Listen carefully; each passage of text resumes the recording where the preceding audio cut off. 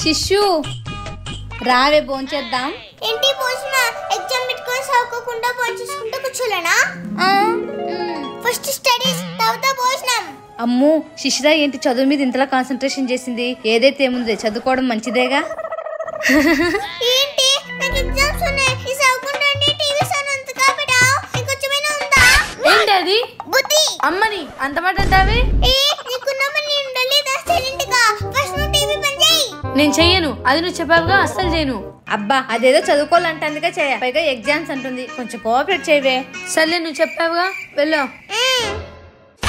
శిశు టైం అవుతుంది, భోంచేద్దాం రావే. ఇక్కడ నేను ఇంతగా కష్టపడుతుంటే భోజనం తినుకుంటే చేస్తామా?